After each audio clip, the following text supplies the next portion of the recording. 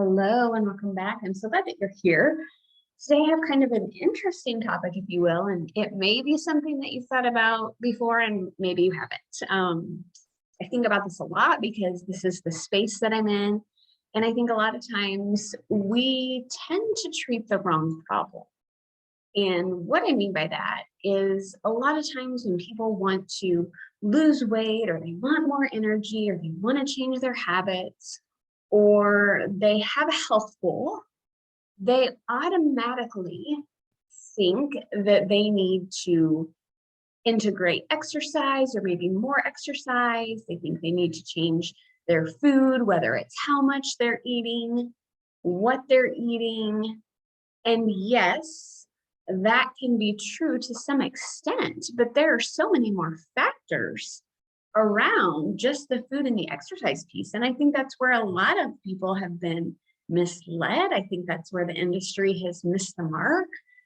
And quite frankly, it's incredibly frustrating. So today we're going to talk about how nourishment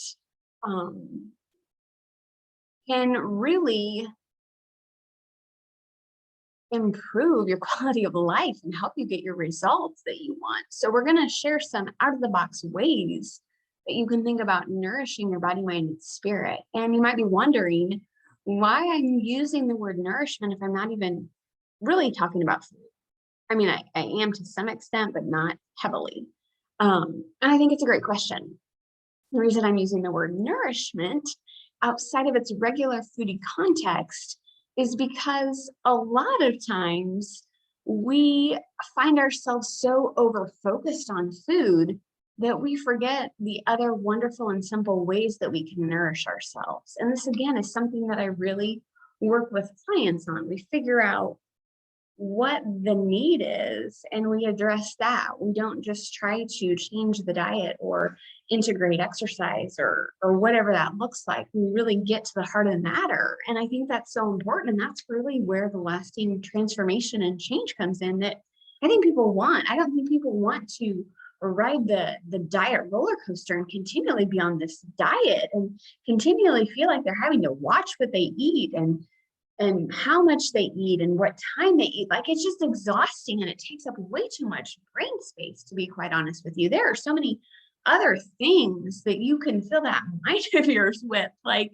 enjoying life and being present with your family and not focused on food. So let's really dive in and talk about what it means to nourish yourself without food. And, you know, this could be something really simple. We forget that we like to take a walk. We forget that laying on our bed and listening to a favorite song is relaxing. We forget that sometimes we like to take a bubble bath and listen to music, or maybe we like it quiet. I don't know. The feeling of the grass tickle our feet as we watch the clouds drift by. We're actually eating all day with our senses. We're consuming our environment through touch, feel, taste, sound, and sight. So we are constantly consuming the environment that we're in. So here are 5 ways that you can nourish your senses starting today. The first one is relationships. Relationships matter.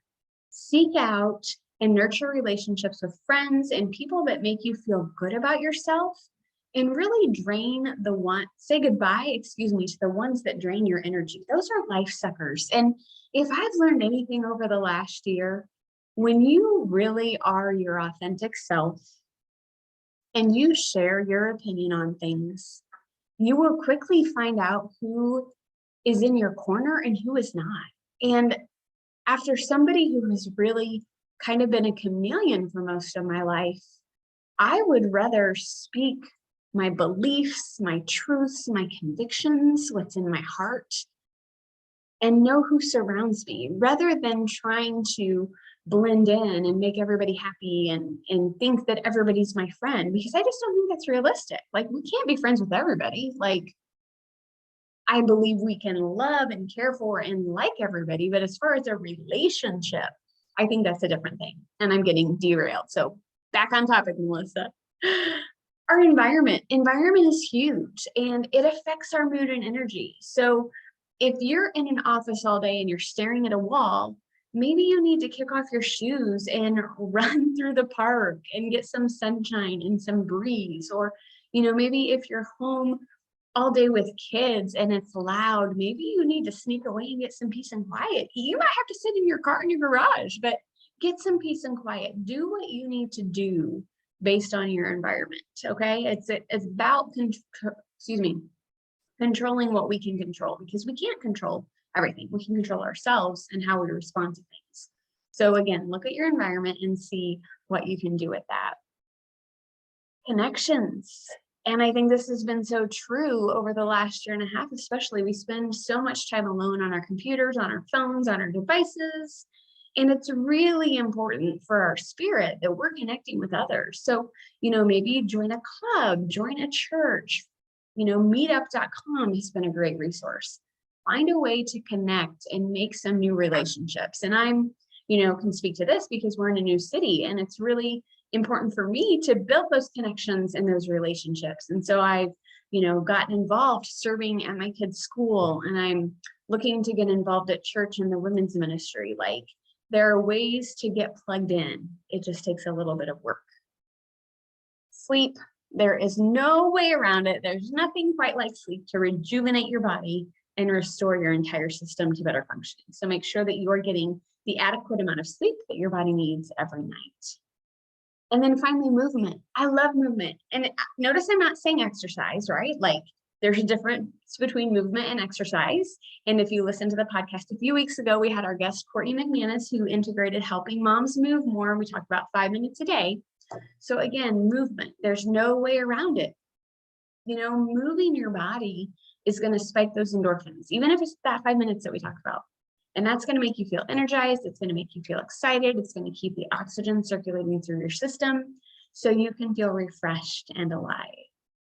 And really, what I do in my coaching practice is I help clients realize there's more to life than food and sugar, because that was my crutch.